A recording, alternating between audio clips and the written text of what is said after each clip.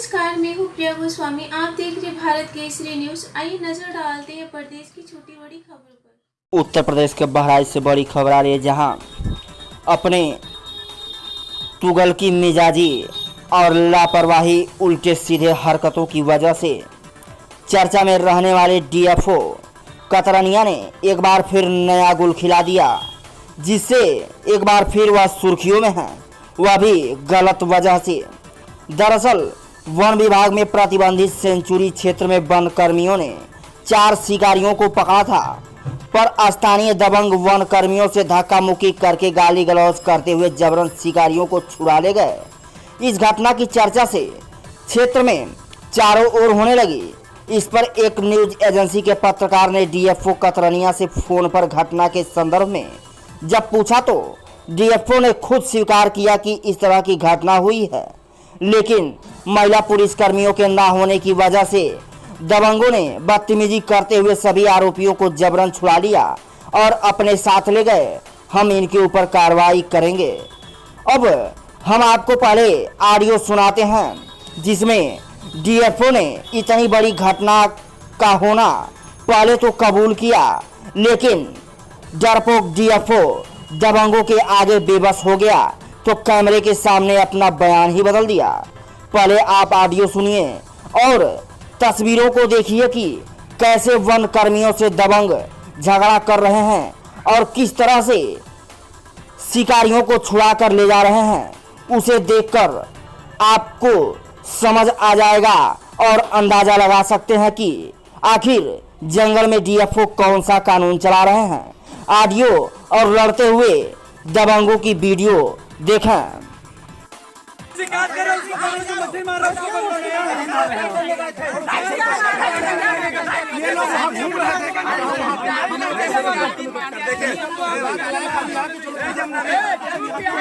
नमस्ते sir, reporter Atiq बात कर रहा हूँ। हाँ नमस्ते, बताइए बताइए सर यहाँ जो है कैलाशपुरी पर सर कुछ लोग पकड़े गए थे। हाँ बिल्कुल बिल्कुल पकड़े गए थे जी, और कुछ जो है वन विभाग के लोगों से कुछ झड़प भी हुई है सर। हाँ बिल्कुल, वहाँ पे सुबह से वहाँ पे हमें इंफॉर्मेशन थी और ये जब चेक किया उन्होंने गाड़ाबंदी करके स्टाफ वेट कर रहा था। जी जी जी। और जब चेक किया वहाँ पे तो ये लोग जो थे उसके बहाने से आए हुए थे। जी जी जी। मछली पकड़ने के बहाने से। जी जी। और जब इनको पकड़ा गया वहाँ पे हमारे स्टाफ द्वारा, तो फिर उस गाँव की महिलाएं आ गई। जी जी। कुछ हमारे पास प्रधान प्रतिनिधि का भी कुछ मामला है क्या सर?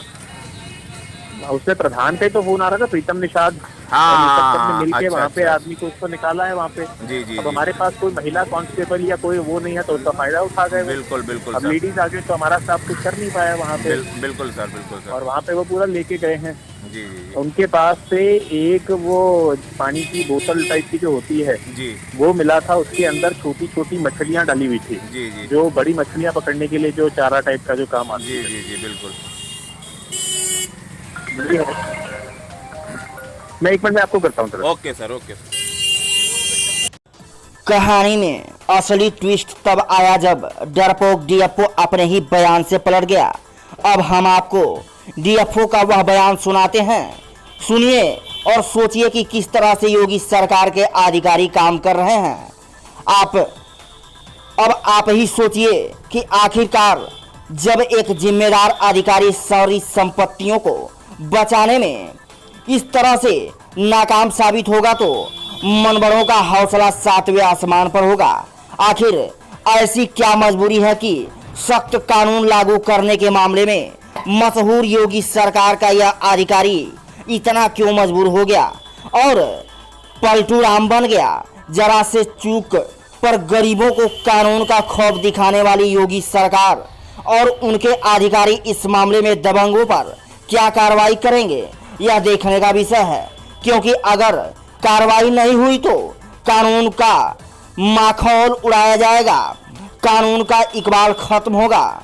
हर कोई ऐरा गैरा आए दिन प्रतिबंधित क्षेत्रों में शिकार करेगा और पकड़े जाने पर दबंगई दिखाकर वन कर्मियों से अभद्रता करके भाग जाएगा। आखिर कौन होगा इसका जिम्मेदार? क्या होगी कार्रवाई डीएफओ और दबंगों पर यह भी बड़ा सवाल है। देखें पूरी खबर हमारे संवाददाता राजा बाबू गोस्वामी के साथ।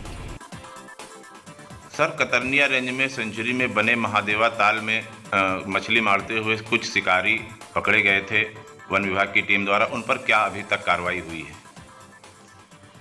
देखिए, पिछले हफ्ते कुछ लोग पकड़े गए थे जो मोटरसाइकिल में भी एक आदमी पकड़ा गया था और अपना मोटरसाइकिल छोड़ के भाग गया था, और उनकी अभी हमने अपने क्षेत्रों में गाड़ाबंदी की और हमने नॉर्थ खेरी और दुधवा नेशनल पार्क की जो खासकर नॉर्थ खेरी डिवीज़न से भी हमने बात करी हुई है और उनके स्टाफ की भी हम मदद ले रहे हैं इन लोगों को पकड़ने के लिए। तो हमारा प्रयास अभी जारी है। नहीं, पकड़े गए आरोपी ये भी पता चला है कि वन विभाग से झड़प करके छुड़ाए गए हैं। देखिए, दो मामले हैं। जिस मामले की आप संभवतः बात कर रहे हैं, चहलवा ग्राम समाज के अंदर कैलाशपुरी के पास में जो सड़क, जो रेलवे की जो सड़क जाती, रेलवे की जो पटरी जाती है, उस पटरी पे सुबह के टाइम पे 5 युवक बाथरूम के लिए चल रहे थे। तो उस पर हमारे स्टाफ ने उनको पूछताछ करने के लिए जब रोका गया तो उसमें से एक युवक डर के भाग गया और साथ में ही उनकी महिलाएं पीछे भी कुछ दूर पे होगी, तो वो फटाफट बाकी महिलाएं भी इसी डर से कि कहीं कोई विभाग इनके ऊपर कार्रवाई ना कर दे या कुछ गलत ना हो जाए, तो एक डर की स्थिति में वो उनकी लेडीज़ आ गई। और जैसे ही लेडीज़ आ गई, हमारे स्टाफ ने फिर बीच में इन्वॉल्व होना वाजिब नहीं समझा, क्योंकि हमारे पास कोई भी लेडी कांस्टेबल नहीं थी। तो टेक्निकली वो लड़के कोई शिकारी या कोई वो नहीं थे, शिकार नहीं कर रहे थे, बट उन लड़कों का ये था कि सुबह के टाइम पे बाथरूम के लिए वहाँ पे घूम रहे थे। और पिछले हफ्ते वहाँ पे एक अगस्त लास्ट वीक में ही एक टाइगर ने, लेपर्ड ने एक अटैक भी किया था लेडी को।